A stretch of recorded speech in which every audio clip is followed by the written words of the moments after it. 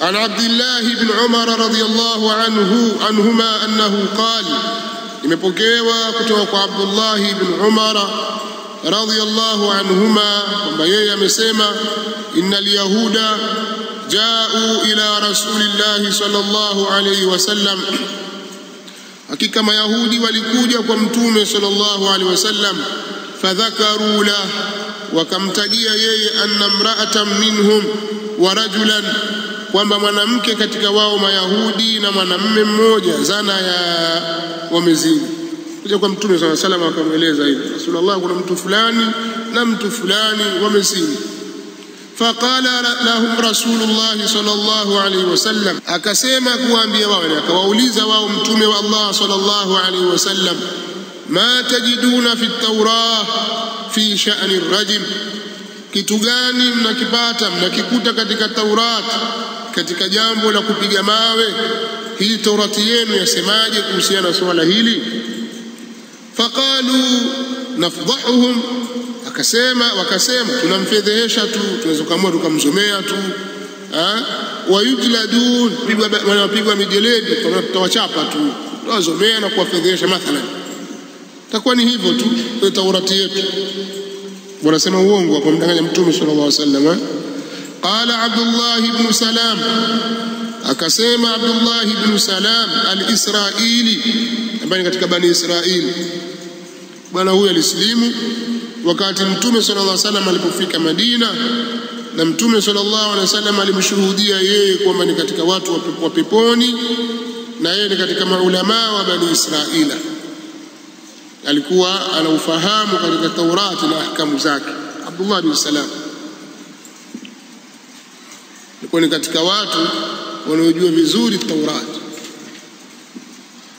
Kwa hiyo akasema Abdullah bin Salam, kadhabtum, mmesema uongo, mmemdanganya mtume sallallahu alaihi wasallam. Inna fiha ayat ar-rajm, hakika kuna katika hiyo Taurati aya ya rajm, aya kupiga mawe imo katika Taurati. فأتوا بالتوراة فنشروها, وكيلت التوراة وكيفنقوا.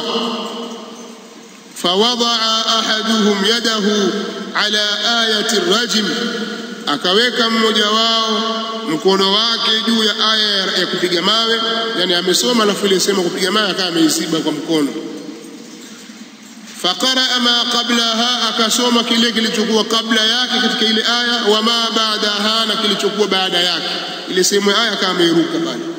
Faqala lahu Abdullah ibn Salam, irfa yadak, akasema kumwambia yeye Abdullah bin Salam. Abdullah bin Salam akamwambia yule alikuwa akisoma ameziba kwa mkono pale, irfa yadak, ondoa mkono wako, ondosha mkono wako. Farafa yadahu, akaunyanyua akauondosha mkono wake.